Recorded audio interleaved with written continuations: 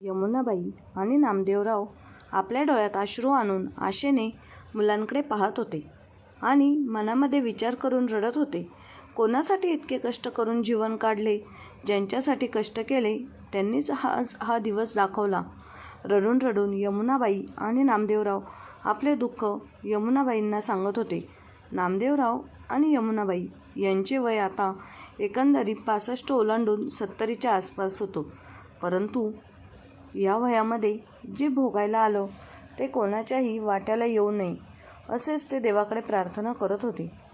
देवा, कोणत्या जन्माचे पाप म्हणावं की कर्म म्हणावं, म्हणून हे 2 मुलं आणि 1 मुलगी आपल्या पोटी जन्माला आली आणि तिन्ही मुलांसाठी काही कमी न पडू देता चांगले संस्कार केले. तरी पण त्याच मुलांमुळे आज आमच्यावर ही वेळ आली. मित्रांनो, मूळचं हे कुटुंब पठारी भागातलं असल्यामुळे काम आणि कष्टाची फारच सवय होती. नामदेवरावांचं गाव हे पठारी भागातलं असल्यामुळे शेतीतून जास्त काही इन्कम मिळत नव्हतं. माधवरावांनी विचार केला, शेतामध्ये काही पीक येत नाही, जास्तीची काही इन्कमही मिळत नाही आणि 5 माणसांचं कुटुंब म्हणावं तर खर्चही जास्त असतो आणि 3 मुलं आहेत. जसं जन्म देणं कर्तव्य आहे तसंच शिक्षण आणि चांगले संस्कार देणे ही माझी जबाबदारी आहे. यासाठी मलाच काहीतरी करावं लागेल. नामदेवरावांनी आपल्या 2 मुलांना आणि यमुनाबाईंना घेऊन नाशिकला येऊन वास्तव्य करण्याचा निर्णय घेतला. नाशिकला आल्यानंतर नामदेवरावांनी यमुनाबाईंना सांगितलं, मला मिळेल ते काम मी करेन, परंतु तू फक्त आपल्या 3 मुलांचे संगोपन कर आणि पालनपोषण व्यवस्थित कर. त्यांना कुठली कमी भासू देऊ नकोस. आपल्या मुलांसाठीच नाशिकला आलो आहोत हे मात्र विसरू नकोस. त्यांचे शिक्षण, त्यांचे खाणं पिणं, त्यांची संपूर्ण जबाबदारी ही आपली आहे आणि आज जर आपण त्यांना चांगले शिक्षण दिले तर आज केलेल्या कष्टाचं फळ आपल्याला आपल्या म्हातारपणामध्ये मिळेल. आपल्या म्हातारपणाचा आधार भक्कम बनेल आणि आपल्या उत्तरवयामध्ये आपल्याला काम करण्याची गरज उरणार नाही.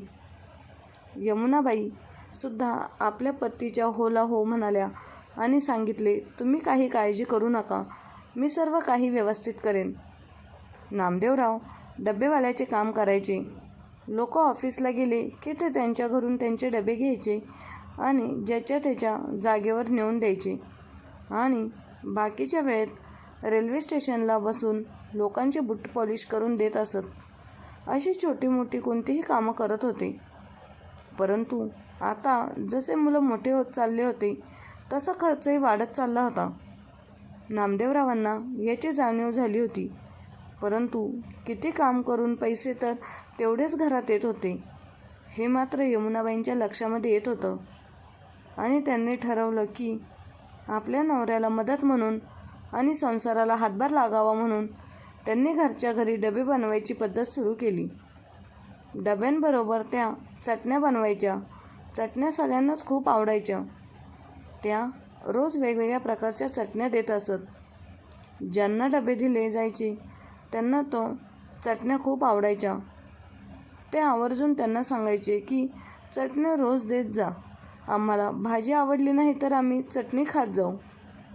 सुरुवातीला डबे कमी होते. नंतर मात्र यमुनाबाईंच्या जेवणाची चव लोकांना समजली आणि तसे तसे डबे वाढू लागले. डबे वाढल्यानंतर नामदेवराव सकाळ संध्याकाळ डबे पोचते करायचे आणि मग उरलेल्या वेळामध्ये स्टेशनवरच काम करायचे. यातून आता जेमतेम घर चालेल इतका पैसा येत होता. परंतु यमुनाबाईंच्या मनामध्ये नेहमी एक सल असायची. 2 मुले आहेत. गावाकडे पठारी भागात शेती देखील इतकी नाही आणि जेवढी होती तिलाही पाण्याचा प्रॉब्लेम होता. मग त्यांच्या मनात आले की आपल्या मुलांना शेती नाही तर नाही, पण आपण प्रत्येकाला एक निदान रूम तरी घेऊन द्यावी. आता मीही काम करू लागत आहे आणि दोघांच्या कामातून पैसे बऱ्यापैकी मिळत आहेत. सुरुवातीला एकतरी रूम घ्यावी म्हणजे डोक्यावरचा भार हलका होईल. असा विचार करून हालाकीचे जीवन जगता जगता यमुनाबाईंनी आणि नामदेवरावांनी रूम घेतली. मुलांच्या शिक्षणातही कशाचीही कमतरता भासत नव्हती. अधूनमधून नामदेवराव त्यांना सुनवायचे देखील. पोरांनो, अभ्यास करा बरं का, तुमच्यासाठी सगळे मेहनत चालू आहे. मुलं देखील हो म्हणत होती. बघता बघता नामदेवरावांची मेहनत आणि यमुनाबाईंचं कामाचं फळ त्यांना मिळालं. त्यांची तिन्ही मुलं लहानपणापासूनच अतिशय हुशार होती. पठारी भागातली असल्यामुळे तब्येतीने कणखर होती. मैदानी खेळ असो व पुस्तकी ज्ञान असो, कशातही सौरभ आणि मयूर मागे नव्हता. तसेच सुमित्रा देखील घरच्या कामांमध्ये पण हुशार होती.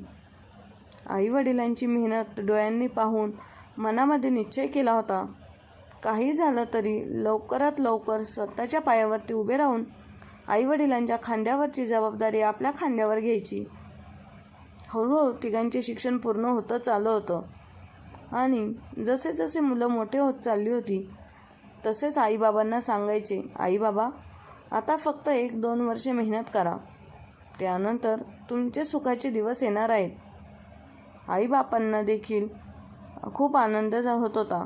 मुलांना आमच्या कष्टाची जाणीव आहे आणि आमचे कष्ट केल्याचं सार्थक झालं. सौरभ आणि मयूर दोघेही चांगल्या नोकरीला लागले आणि सुमित्राचे पण शिक्षण पूर्ण झाले होते. शिक्षण पूर्ण झाल्यानंतर एक चांगला मुलगा बघून सुमित्राचं लग्न लावून दिलं. आता नामदेवरावांच्या आणि यमुनाबाईंची घरची परिस्थिती सुधारत चालली होती.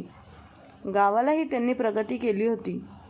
शेतीत पाईपलाईन केली, तसेच शेततळे देखील केले होते आणि गावी मोठं घर बांधलं.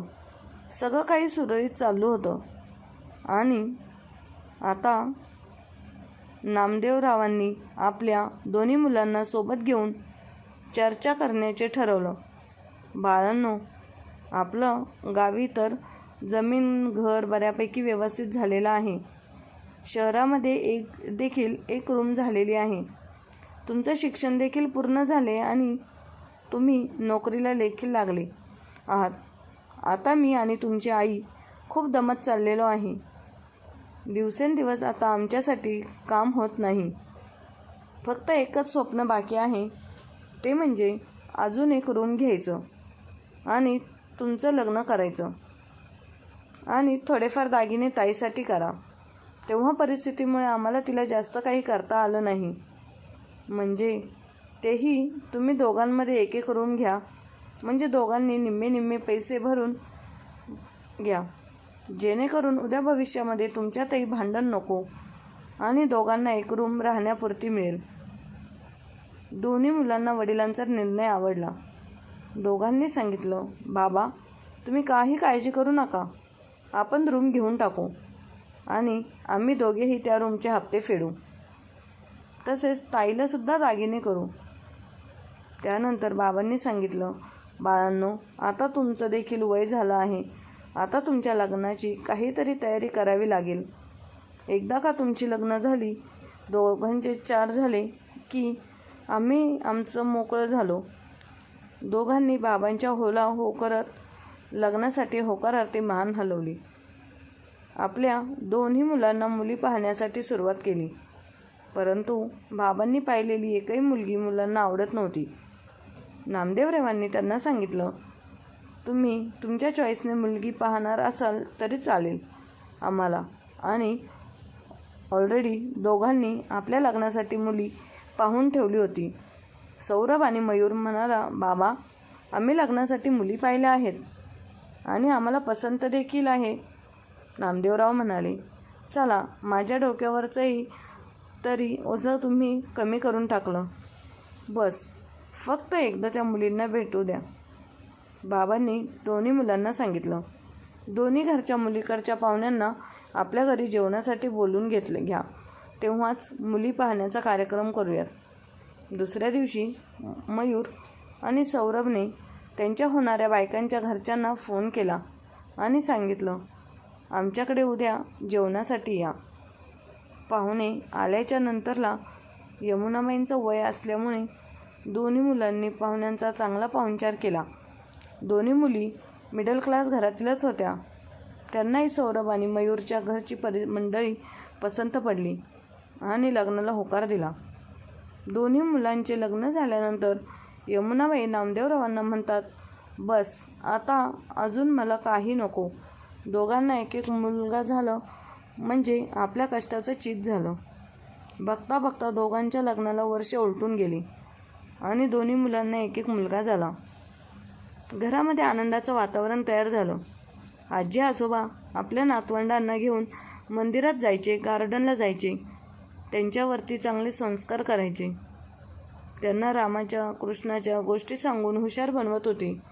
परंतु आता कुटुंब वाढल्यामुळे दोन भावांमध्ये वाद निर्माण होऊ लागले. दोन्ही सुनांमध्ये देखील कामावरून भांडणं होऊ लागली.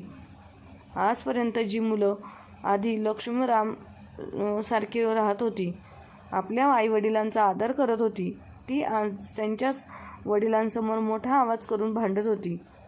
दररोजची त्यांची भांडणं, यातून विस्कटत चाललेलं कुटुंब हे मात्र म्हातारे आईबापांना पाहवत नव्हतं. शेवटी दोन्ही मुलांनी विचार केला, आता आम्ही एकत्र राहू शकत नाही आणि वडिलांना बोलून दाखवलं. बाबा, आता आम्ही वाटण्या करणार आहोत. वाटण्या हा शब्द मुलांच्या तोंडून ऐकल्यानंतर नामदेवरावांच्या पायाखालची जमीन सरकली. मी जिवंत आहे तेच ह्या मुलांची प्रॉपर्टीवरून भांडणं आणि वाद करायला सुरुवात झाली. आणि कोणत्याही वडिलांच्या समोर घराची वाटणी होत असेल तर आणि घर विस्कळत असेल तर त्यांना वाईटच वाटतं. कारण हे घर उभा करणं हे त्यांचं स्वप्न असतं आणि या घराला बांधून ठेवण्यासाठी त्यांनी खूप मेहनत आणि कष्ट केलेली असते. नामदेवरावांनी आपल्या दोन्ही मुलांना समजून सांगण्याचा प्रयत्न केला, परंतु मुलांनी समजून घेतले नाही आणि वरून नामदेवरावांना सुनांनी ऐकून दाखवलं, आम्हाला आमचं काही पर्सनल लाईफ आहे की नाही, की आयुष्यभर आम्ही तुम्हाला सांभाळत राहायचं आणि सगळ्यांचे करत राहायचं. यापुढे आम्हाला नाही जमणार. काय असेल ते आत्ताच करून टाका. वडिलांचं बोलणं मनावर न घेता मुलांनी परस्पर वाटण्याकरिता माणसांना बोलावलं. वाटण्याकरिता जवळचे 10-12 माणसं बोलवली आणि पंचांनी वाटणीला सुरुवात केली. आईबापाने कमावलेलं जे काही सोनं नाणं होतं, सर्वप्रथम त्याची वाटणी करून असं पंच बोलले. मग वडील त्यांना म्हणाले की दागिने माझ्या मुलीला देणार आहे आणि ती आमची इच्छा आहे आणि उरले जे काही असेल ते तुम्हाला घ्या. त्यानंतर गावच्या शेतीची आणि घराची वाटणी झाली. सगळ्या भांड्यांची आणि नाशिकमधील घराची देखील वाटणी झाली. आता अशी एकही गोष्ट राहिली नव्हती का जी वाटून घ्यायची होती. जेवढं काही आईबापांनी कमावलेलं होतं ते दोघांमध्ये समप्रमाणात वाटून दिलं गेलं होतं.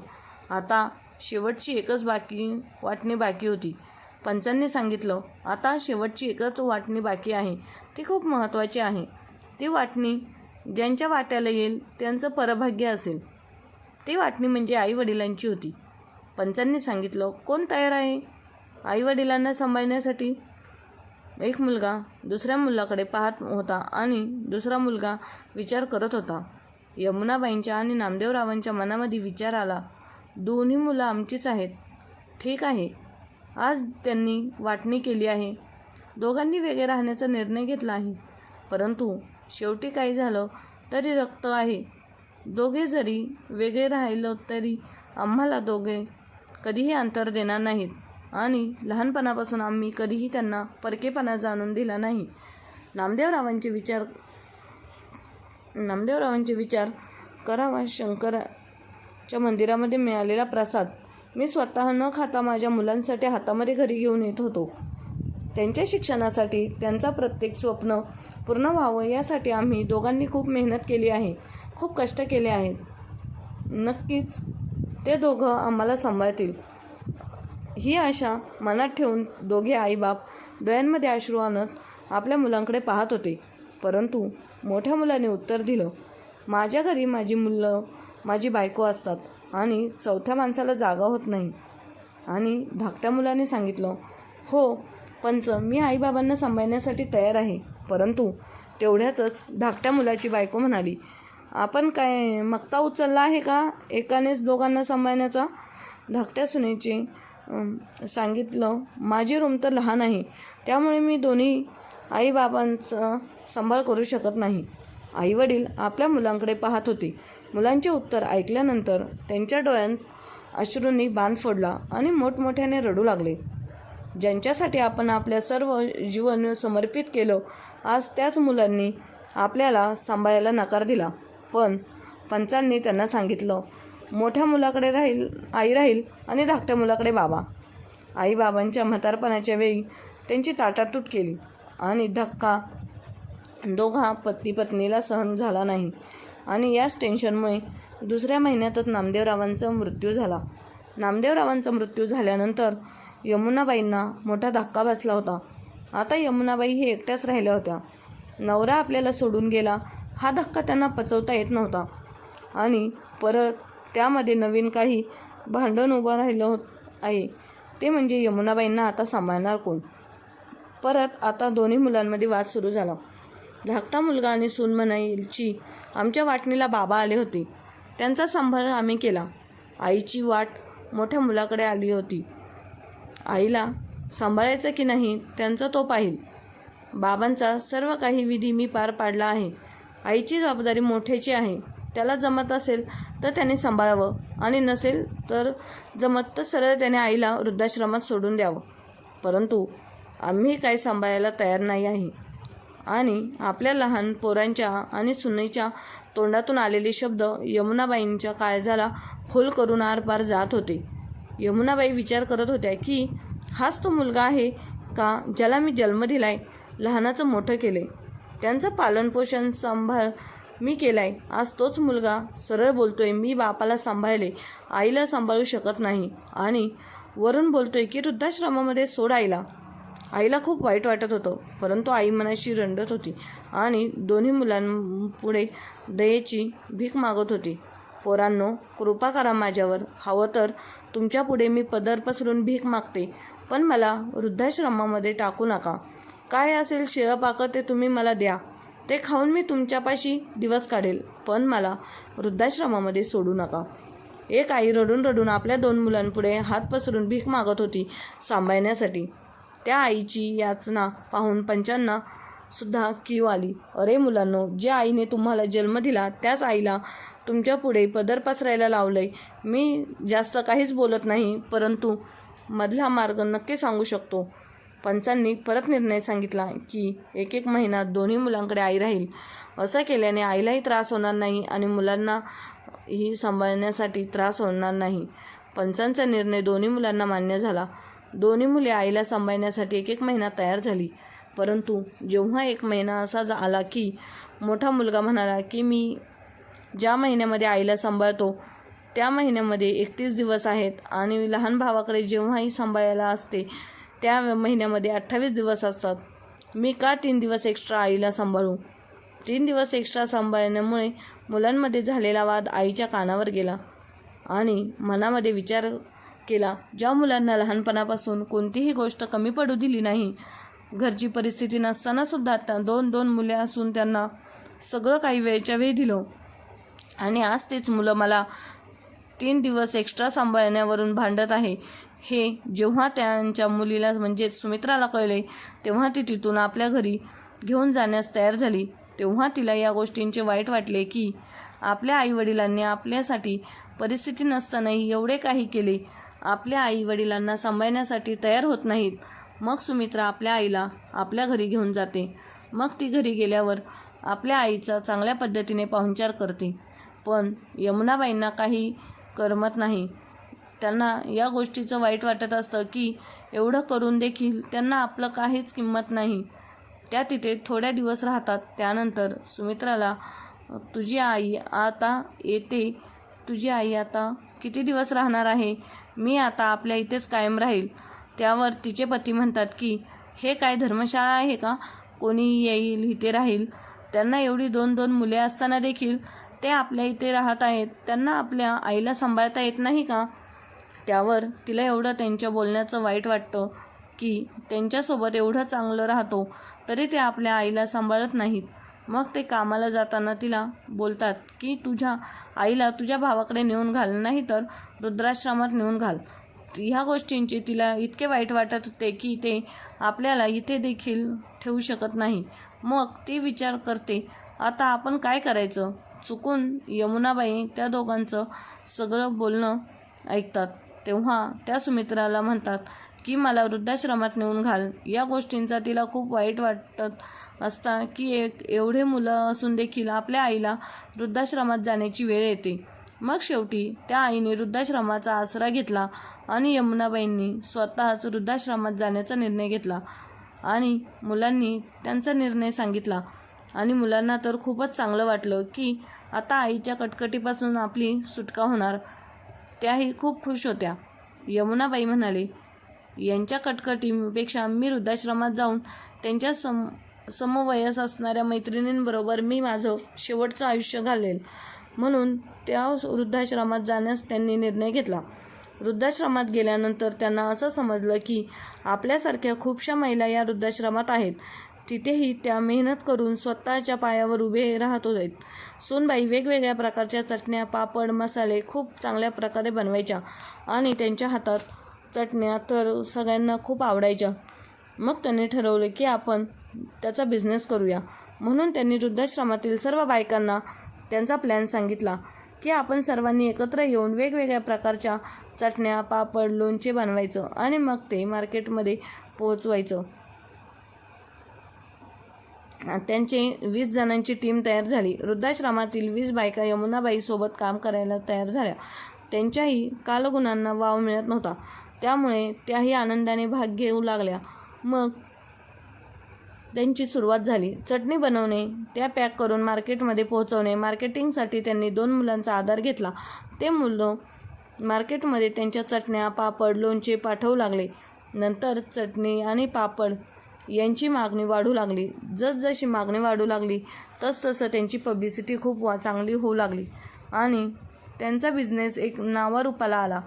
त्यातून त्यांना इन्कमही खूप चांगल्या प्रकारे मिळत होती. त्यामुळे त्यांचा बिझनेस करोडो रुपयांच्या घरात जाऊन पोहोचला.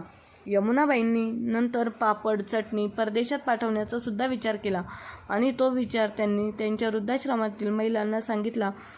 त्यांनाही तो उपक्रम खूपच आवडला.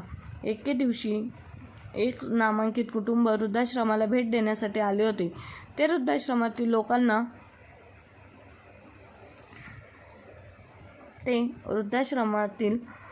लोकांना भेट देण्यासाठी आले होते. ते वृद्धाश्रमातील लोकांना त्यांच्या मुलाच्या वाढदिवसानिमित्त भेटवस्तू देत होते. भेटवस्तू दिल्यानंतर यमुनाबाईंनी त्या राजेशला, म्हणजेच ज्याचा बर्थडे होता, त्याला त्याच्या हातात चटणी, पापड त्याला दिला.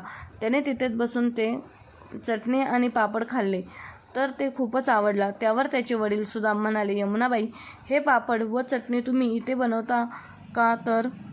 त्यावर यमुनाबाई म्हणाल्या, हो, आमचा छोटासा बिझनेस आहे, पण आमचा विचार आहे की हा पापड, चटणी परदेशात पाठवायचा, पण आम्हाला योग्य ते व्यक्ती मिळत नाही आणि तो आम्ही परदेशात कसा पाठवू तेही आम्हाला काही सुचवत नाही. त्यावर सुदामराव म्हणाले, अहो, त्याची काळजी करू नका. मी एका ट्रान्सपोर्ट कंपनीत मोठ्या पदावर काम करतो. मी माझ्या मॅनेजरशी बोलून तुमचा जो प्लॅन आहे तो त्याच्याशी डिस्कस करून तुम्हाला ऑर्डर मिळवून देण्याची मदत नक्कीच करेल. यमुनाबाई खूप खुश होतात. त्यानंतर सुदामराव त्यांची फॅमिली तिथून निघून जातात. नंतर एका महिन्यानंतर यमुनाबाईंना फोन येतो की तुम्हाला परदेशातून पापड आणि चटणीची यांची ऑर्डर आलेली आहे. जवळपास 25 लाखांची ऑर्डर आहे. ती ऑर्डर तुम्ही पुढच्या महिन्यात देऊ शकाल का? त्यावर यमुनाबाई खुश होतात आणि त्या महिलांबरोबर डिस्कस करतात. तर महिलाही खूप खुश होतात आणि त्या जोमाने कामाला लागतात आणि परदेशातील ती ऑर्डर ते पूर्ण करतात. अशा प्रकारे त्यांना नंतर खूपच जास्त ऑर्डर यायला लागल्या आणि त्यांचा व्यवसाय जोरदार चालू होतो. यमुनाबाई नंतर आपल्या हाताखाली बायकांना ठेवायला लागतात आणि त्यांना पगार द्यायला लागतात. त्यामुळे बऱ्याच जणांना रोजगार मिळवून देण्याची त्यांची रोटीचा प्रश्न सुटतो. यमुनाबाईंचं वय आता झालेलं असतं आणि असेच एके दिवशी सुदामरावांच्या ऑफिसमध्ये खूप मोठा कार्यक्रम असतो. त्या कार्यक्रमाला सुदामरावांनी यमुनाबाईंना आणि त्यांच्या टीमला आमंत्रित केलेलं असतं. सुदामरावांनी शहरातील मोठमोठ्या लोकांनाही निमंत्रित केलेलं होतं. त्यात यमुनाबाईंनी दोन्ही मुलं देखील आली होती आणि दोन्ही सुना देखील होत्या. आणि सुदामराव त्यांच्या पार्टीमध्ये ज्यांच्या बिझनेस 1 वर्षामध्येच खूप चांगल्या पद्धतीने नावारूपाला आला होता, त्यांचे कौतुक ते करत होते. असेच कौतुक करत असताना यमुनाबाईंनी देखील नाव घेतलं. त्यावेळेस मात्र यमुनाबाईंच्या दोन्ही मुलांचा आणि सुनांचा पायाखालची जमीनच सरकली. कारण त्यांनी आईला सांभाळण्यासाठी किती नाटकं केली होती ती त्यांनाच माहीत होती आणि आईची वाटणी देखील केली होती. 1 महिना तू सांभाळ, 1 महिना मी सांभाळ. शेवटी आई वृद्धाश्रमात गेली होती. नंतर त्यांची दोन्ही मुलं आईला भेटायला सुद्धा वृद्धाश्रमात गेली नव्हती. पण आता सुदामरावांच्या तोंडून आईचे कौतुक ऐकताना त्यांना आश्चर्याचा धक्का बसला की आई वृद्धाश्रमात राहून आईने हा बिझनेस कसा चालू केला. म्हणून सुदामरावांनी खूप आग्रह केला. त्यामुळे यमुनाबाईंनी त्यांची सगळी स्टोरी सगळ्यांसमोर बोलून दाखवली. त्यावेळेस सगळ्यांच्या डोळ्यात पाणी आले आणि यमुनाबाईंच्या मुलांच्या देखील डोळ्यात पाणी आले. शेवटी ते दोघेही आईच्या समोर गेले आणि आईची माफी मागू लागले. त्याच वेळेस सगळेजण त्यांना दोष देऊ लागले की तुम्ही आईबरोबर असे का वागलात म्हणून. त्यावेळेस दोघे म्हणाले की आम्ही आमच्या संसारात एवढं गुरफटून गेलो होतो की आईवडील आपल्या आयुष्यात खूप महत्त्वाची व्यक्ती आहे हे आम्ही विसरूनच गेलो होतो. आई आम्हाला माफ कर आणि आमच्याबरोबर घरी चल. त्यावर यमुनाबाई म्हणाल्या, ज्यावेळेस मला तुमची गरज होती त्यावेळेस तुम्ही माझी टाळाटाळ केली, पण आता मी यशाच्या शिखरावर असताना तुम्हाला माझी गरज वाटते, तुम्हाला घरी घेऊन जावं असं वाटते, पण त्यावेळेस मात्र तुम्ही माझी काही किंमत केली नाही. मुलांनो, ज्यावेळेस तुम्ही म्हातारे व्हाल ना त्यावेळेस तुम्ही तुमच्या मुलांनी तुमच्यासोबत तसं वागलं ना त्यावेळेस तुम्हाला आमची किंमत कळेल. त्यावेळेस आमच्या वेदना तुम्हाला कळतील, तोपर्यंत नाही कळणार. त्यावेळेस तुम्हाला पश्चाताप करण्याव्यतिरिक्त काही होणार नाही. तुम्हाला तुमच्या कर्माचं फळ नक्कीच मिळालेलं असणार आहे. मी तुम्हाला माफ करणारी कोण आहे? करविता तर वरती बसलेला परमेश्वर आहे. तोच तुम्हाला योग्य ती शिक्षा देईल. मुलांनो, मी आता माझं आयुष्य फक्त वृद्धाश्रमातच घालवणार आहे आणि तिथेच सुखाने राहणार आहे. तेव्हा तुम्ही तुमच्या आयुष्यात तुम्ही सुखात राहा. मी माझ्या आयुष्यात सुखात राहते. प्लीज मला घरी येण्यासाठी आग्रह करू नका. तुम्ही तुमच्या आयुष्यात सुखाने नांदा. माझा कायम आशीर्वाद तुमच्याबरोबर आहे. तर मग मित्रमैत्रिणींनो, यमुनाबाईंनी घेतलेला निर्णय आणि वयाच्या 75व्या वर्षीसुद्धा यशस्वीरित्या केलेला करोड्यांचा पापड चटणी बिझनेस याबाबत तुम्हाला काय वाटते? कमेंट बॉक्समध्ये नक्की कळवा.